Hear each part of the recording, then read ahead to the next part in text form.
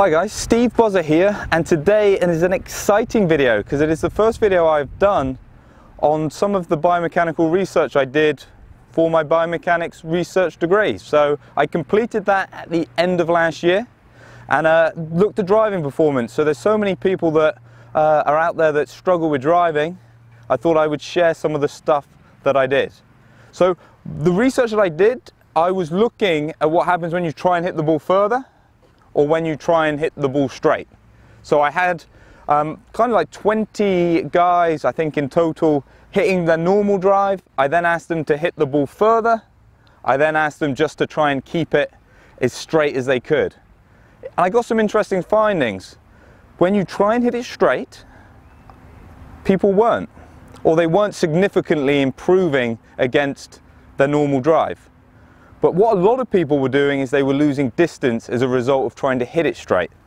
So if you're somebody that likes to practice on the range and they feel quite fluid, and when they get on a really tight hole they try and maybe guide their driver a little bit, I'm not finding much evidence to suggest that is going to help you. Especially if you give up a bit of distance, you need to be considerably straighter for that to help your scoring, because distance has a big effect on your scoring potential. Like if you've looked at any of Mark Brody's strokes gain work, distance really does outperform accuracy, assuming you're not really wide. So if you're not tightening up your straight drive and you lose a bit of distance, you're probably hurting yourself, not actually helping. The second thing I found was with the distance drive, all of the people that I looked at, bar one, increased their ball speed when they try to hit the ball harder.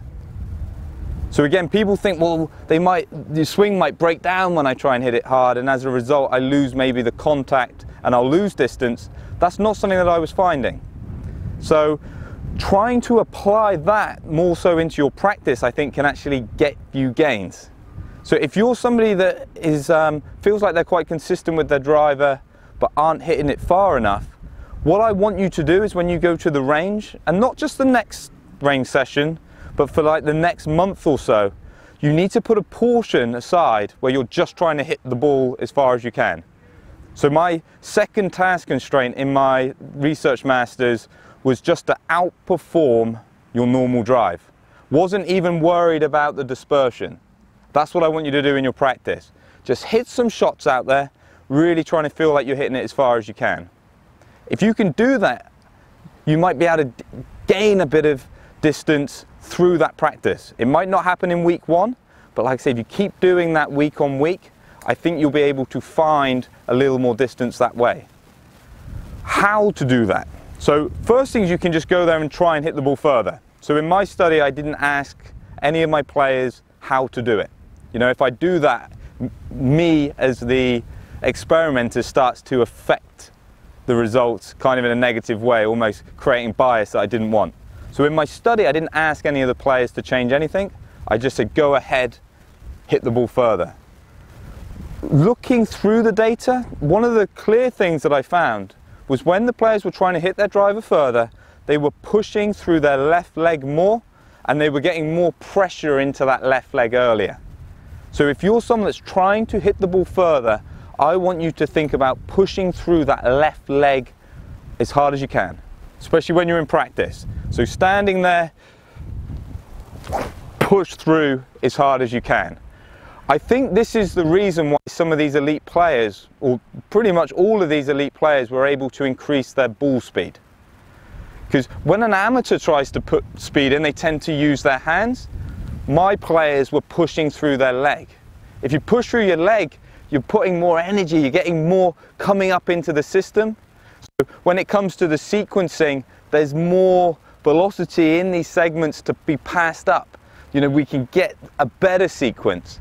If you try and do it from the top, you'll break the sequence down, and then you'll get a lack of consistency and you'll lose distance, maybe something that you're fearful of if you try and hit the ball further. So think about the ground. Think left foot, pushing. Push as hard as you can. If you can do that,